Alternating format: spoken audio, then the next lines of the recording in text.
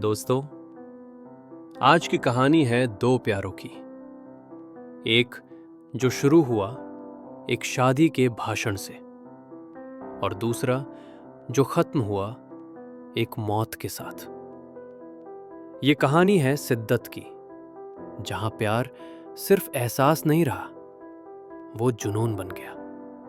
तो बैठ जाइए और कहानी शुरू करते हैं। स्क्रीन पर खुलती है एक बहुत बड़ी शादी। चारों तरफ रोशनी, मेहमानों की भीड़ और खुशियों का शोर। ये शादी है गौतम की, एक आईएफएस ऑफिसर, और ईरा की, एक सोशल वर्कर। सब कुछ बिल्कुल परफेक्ट चल रहा होता है, लेकिन उसी भीड़ में घुस आते हैं तीन बिन बुलाए मेहमान, जग्गी, पिंकी और राणे। तीनों हॉकी खिलाड़ी जिनका शौक है शादियों में घुसकर फ्री का खाना खाना। जग्गी मजे से पंजाबी खाना खा रहा होता है, तभी स्टेज पर गौतम माइक पकड़ता है। गौतम अपनी नई बीवी की तरफ देखता है और भावुक होकर बोलने लगता है, ईरा, अगर तुम्हारी पोस्टिंग लंदन में नहीं होती, अगर हम लंदन में नहीं मिले होते, तो मैं तुम्हें पेरिस में ढूंढ लेता। पेरिस नहीं तो एम्स्टर्डम, एम्स्टर्डम नहीं तो जिनेवा। मैं तुम्हें दुनिया के किसी भी कोने में ढूंढ लेता, क्योंकि तुम मेरी किस्मत हो और किस्मत से कोई भाग नहीं सकता। ये शब्द सुनते ही टेबल पर बैठा जग्गी अचानक शांत हो जाता है। उसकी सांस जैसे थम सी जाती है। ये बातें सीधे उसके दिल में उतर जाती हैं। कुछ देर बाद सिक्योरिटी जग्गी और उसके दोस्तों को पकड़ लेती है। गौतम उनकी तरफ देखता है, हल्की मुस्कान के साथ कहता है, छोड़ दो इन्हें, आज प्यार का दिन है। जग्गी शर्मिंदा होकर धन्यवाद देता है, लेकिन उसके दिमाग में गौतम के शब्द गूंजते रहते हैं। अब कहानी हमें 3 महीने पीछे ले जाती है। हॉकी कैंप में जग्गी एक तेज खिलाड़ी है, लेकिन थोड़ा बेकाबू। एक दिन प्रैक्टिस के बाद वो स्विमिंग पूल की तरफ जाता है। वहीं उसकी नजर एक लड़की पर पड़ती है, जो पानी में डॉल्फिन की तरह तैर रही होती है। ये है कार्तिका, एक अनुशासित, गंभीर और नेशनल लेवल की तैराक। जग्गी बिना पूछे उसकी फोटो खींच लेता है। तुम्हें पूछना चाहिए था, कार्तिका गुस्से में कहती है। लेकिन इसी बहस से धीरे धीरे दोस्ती शुरू हो जाती है। जग्गी उसे हॉकी सिखाता है और कार्तिका उसे तैरना। दिन बीतते हैं और खेल का मैदान प्यार का मैदान बन जाता है। फिर एक रात कैंप की पार्टी के बाद दोनों अकेले होते हैं, और उसी रात वो कुछ ऐसा होता है जिसके बाद उनकी जिंदगी हमेशा के लिए बदल जाती है। अगले कुछ दिन जग्गी के लिए जन्नत जैसे होते हैं, लेकिन फिर सच्चाई सामने आती है।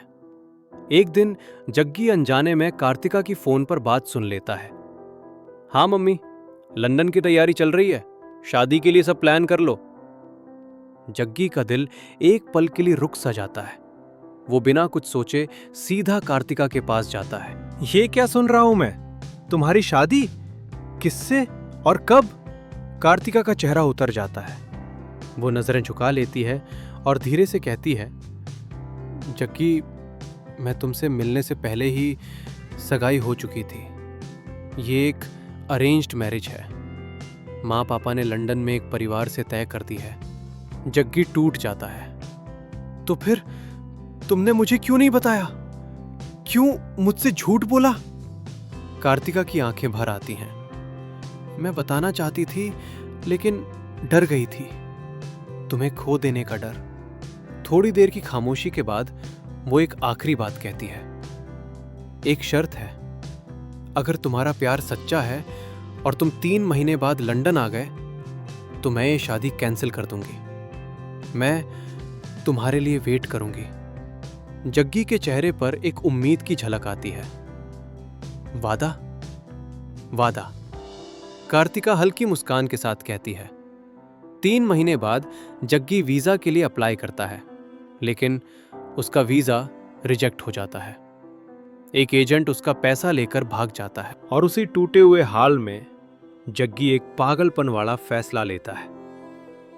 वो इल्लीगल रास्ते से लंदन जाने का प्लान बनाता है। भारत से निकलता है, कई देशों की सीमाएं पार करता है, कभी ट्रकों में छुपकर, कभी जंगलों में भटकते हुए। अपने साथियों के साथ एक अफगान शरणार्थी बिलाल और कुछ अनजान चेहरे, जग्गी यूरोप की तरफ बढ़ता चला जाता है, सिर्फ एक वादे के लिए, सिर्फ प्यार के लिए। आखिरकार वो फ्रांस पहुंच जाता है, लेकिन इंग्लिश चैनल पार करने की कोशिश में कैलिस के पास फ्रेंच पुलिस उसे पकड़ लेती है।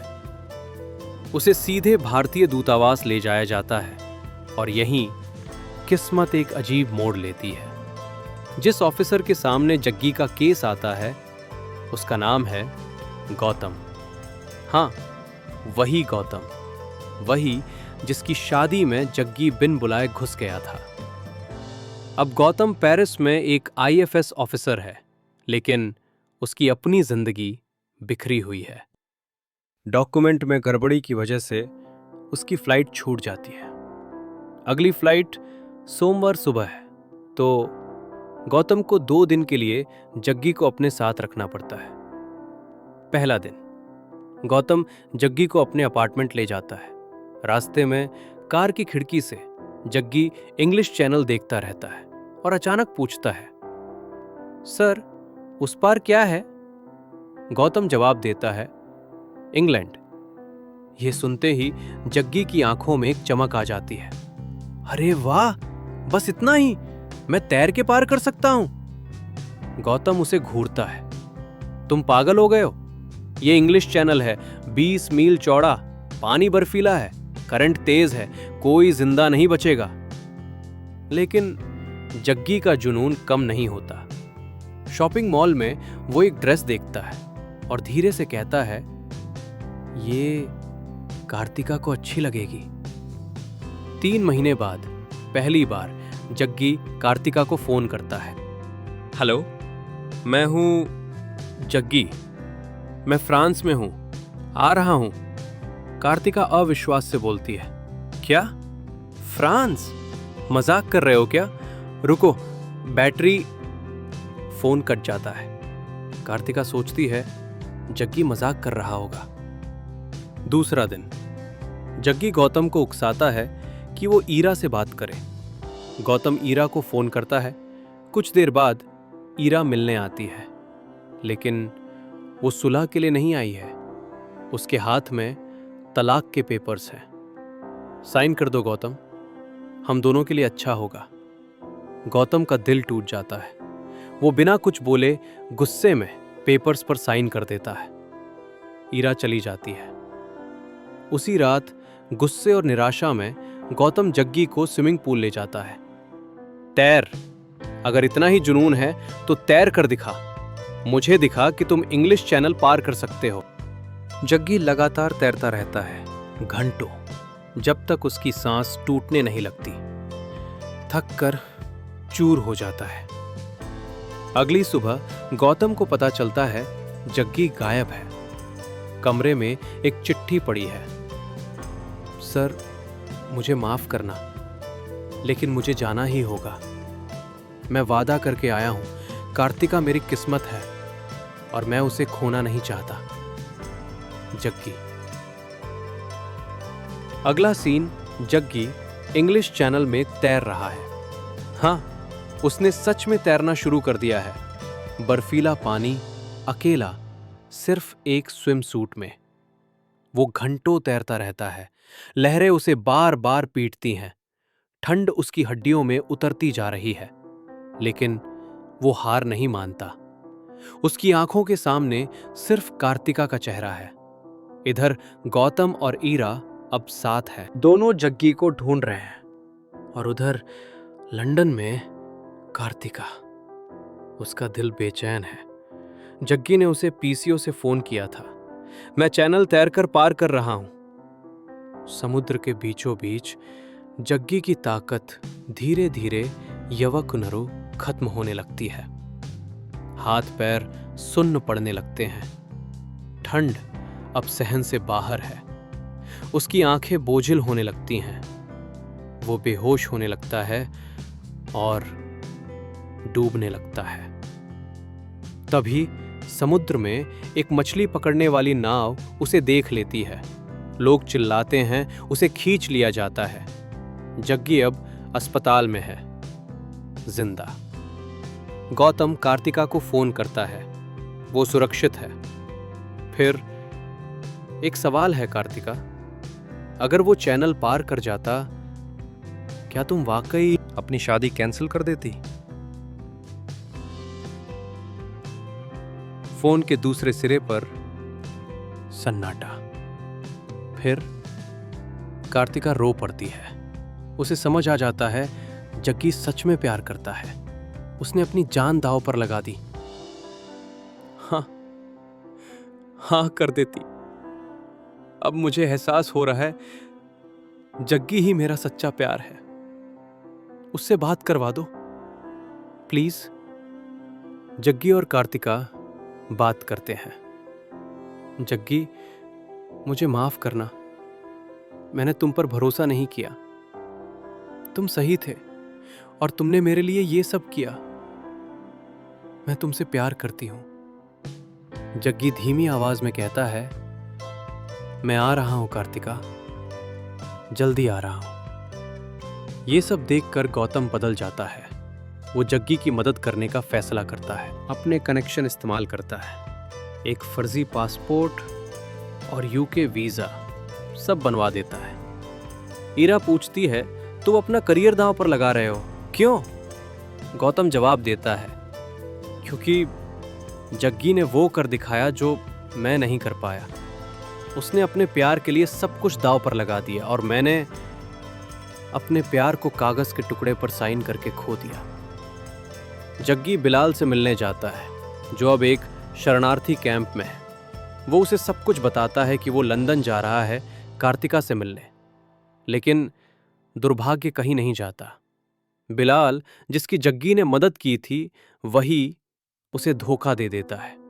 एक नौकरी, घर और कानूनी नागरिकता के लालच में वो पुलिस को जग्गी के बारे में बता देता है। कार्तिका अपने माता पिता के सामने खड़ी है। आंखें सूखी हैं, लेकिन भीतर कुछ टूट चुका है। वो धीमी लेकिन साफ आवाज में कहती है, मैं ये शादी नहीं कर सकती। मां चौंक जाती है। पिता कुछ कहने ही वाले होते हैं, लेकिन कार्तिका बोलती रहती है, जिस इंसान ने मेरे लिए अपनी जान तक दांव पर लगा दी, अगर मैं उसके बाद भी किसी और से शादी कर लूं तो मैं जिंदा तो रहूंगी, इंसान नहीं। कमरे में सन्नाटा फैल जाता है। अगले कुछ दिनों में खबर फैल जाती है। एक लड़का जिसने प्यार के लिए इंग्लिश चैनल तैरने की कोशिश की, जो जहाज के पहियों में छिपकर लंदन पहुंचना चाहता था और वहीं जमकर मर गया। लोग कहानी सुनते हैं, कुछ रोते हैं, कुछ सिर हिलाते हैं। पागल था, इश्क ने मार दिया। लेकिन कार्तिका जानती है वो पागल नहीं था, वो बस सच्चा था। महीनों बाद लंदन के एक छोटे से चर्च में एक मोमबत्ती जल रही है। कार्तिका अकेली खड़ी है। हाथ में वही तस्वीर है जिसे जग्गी ने आखिरी वक्त तक पकड़े रखा था। वो फुसफुसाकर कहती है, तुम आ तो नहीं पाए, लेकिन मैं तुम्हें छोड़कर कभी नहीं जाऊंगी। मोमबत्ती की लौ कांपती है और कहानी वही रुक जाती है। मैं ये शादी नहीं करूंगी, अब कभी नहीं करूंगी। मां की आंखों से आंसू बहने लगते हैं। बेटी, सब तय हो चुका है, रिश्तेदार आ रहे हैं, शादी की तैयारियां पूरी हो चुकी हैं। पिता गुस्से में बोलते हैं, ये क्या बकवास है, एक लड़के के लिए जिसे तुम ठीक से जानती भी नहीं थी। कार्तिका की आंखें भर आती हैं, लेकिन आवाज में कोई डगमगाहट नहीं। मैं उसे जानती हूं पापा, उसने मेरे लिए अपनी जान दे दी। उसने साबित कर दिया कि सच्चा प्यार क्या होता है। मेरे लिए अब प्यार का मेथोडोलॉजी सिर्फ एक नाम है, जग्गी, और वो अब इस दुनिया में नहीं है। तो फिर मैं शादी किससे करूं? वो बिना कुछ और कहे अपने कमरे में चली जाती है। अलमारी से एक पुरानी तस्वीर निकालती है, हॉकी ग्राउंड में ली गई जग्गी की तस्वीर। उसे सीने से लगाकर आंखें बंद कर लेती है। पेरिस में गौतम और ईरा इस घटना से अंदर तक हिल चुके हैं। गौतम ईरा के घर पहुंचता है। ईरा, मैं गलत था, जग्गी ने मुझे सिखाया कि प्यार क्या होता है। उसने अपने प्यार के लिए वो सब कर दिखाया जो मैं हमारे प्यार के लिए नहीं कर पाया। मुझे माफ कर दो। ईरा की आंखों में आंसू आ जाते हैं। तुम बदल गए हो गौतम। जग्गी ने बदल दिया। दोनों एक दूसरे को गले लगाते हैं। ईरा तलाक के कागज फाड़ देती है। कुछ महीने बाद पेरिस की एक शांत सी कॉफी शॉप। गौतम और ईरा बैठे हैं। गौतम के दोस्त पूछते हैं, वो जग्गी वाला केस क्या हुआ? क्या वो लड़का लंदन पहुंच पाया? गौतम गहरी सांस लेता है। उसकी आंखें नम हो जाती हैं। वो धीरे से कहता है, हर प्यार की अपनी कहानी होती है। कोई छोटी, कोई लंबी, कोई खुश, कोई दर्द से भरी। लेकिन हर कहानी में एक चीज एक जैसी होती है, प्यार की गहराई। जग्गी ने हमें सिखाया कि सच्चा प्यार क्या होता है। कभी कभी प्यार इतना गहरा होता है कि वो जिंदगी और मौत के बीच की लकीर को भी मिटा देता है। कट्टू। समुद्र किनारे कार्तिका खड़ी है। हाथ में जग्गी की हॉकी स्टिक है। आंखों में दर्द है, लेकिन साथ ही एक सुकून भी। वो जानती है उसे सच्चा प्यार मिला था, भले ही थोड़े वक्त के लिए।